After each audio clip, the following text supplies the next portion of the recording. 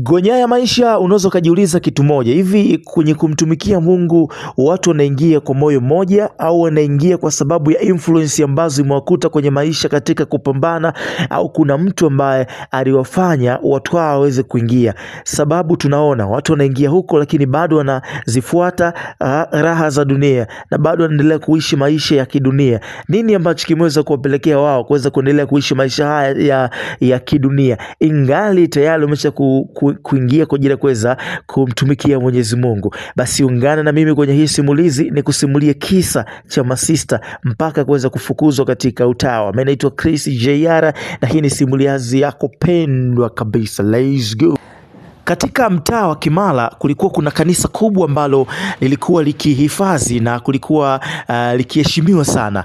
Ndani yake waliishi masista waliotambulika kwa nidhamu, unyenyekevu na maisha ya kiroho kabisa. Lakini nyuma ya panzia kulikuwa na jambo ambalo hakuna mtu ambaye alilijua. Hakuna mtu ambaye alikuwa anafahamu kama kuna uchafu ambao wanaufanya. Uchafu gani?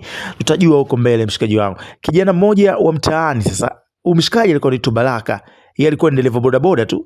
Kazi yake ilimfanya aone mambo mengi ambayo watu walishindwa kuyaona wakati wa usiku, ambayo watu wengine walikuwa hawezi kabisa kuyaona.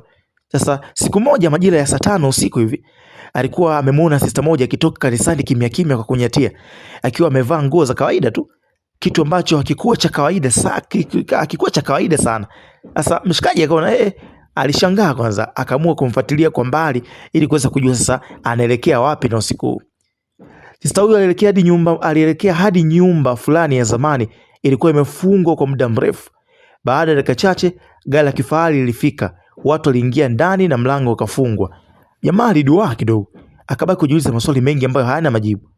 Kuanzia siku hiyo Baraka alianza kugundua mambo ya ajabu ambayo alikuwa hayajui kabisa. Vitu ambavyo Baraka alikuwa amevigundua, pamoja na masista kadhaa walikuwa wanatoka usiku kwa zamu.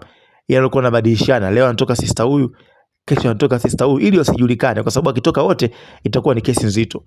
Lakini pia aligundua kulikuwa kuna watu wa hadhi kubwa wanaokuja kisiri na kuweza kuwachukua au masista kuweza kuwatumikia au kuweza kuwatumia. Na kila alijaribu kuuliza sana alipata matatizo. Sasa siku moja Baraka aitoe rafiki yake Baraka, alikuwa anaitwa Musa jamaa.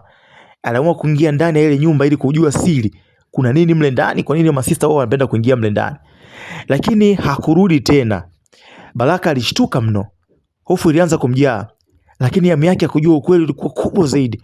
Alichimba hadi alipogundua kuwa kulikuwa kuna mtandao wa siri wa biashara haramu unaotumia kivuli cha kanisa kujificha.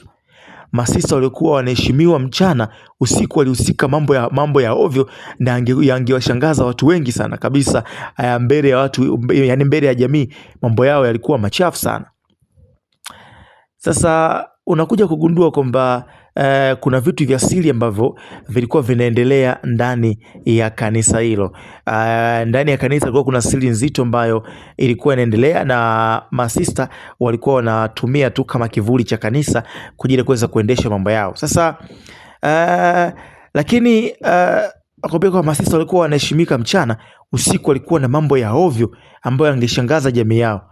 Baraka alipokusanya ushahidi, alikutana na tishio kubwa kinoma. Ukifungua mlango utapotea kama Musa. Sasa usiku ulikuwa mzito sana. Usiku moja alipojaribu kukimbia na ushahidi alifuatwa. Simu yake ikazimika ghafla, na hapo hadi leo Baraka hajawahi kuonekana tena. Unataka kujua Baraka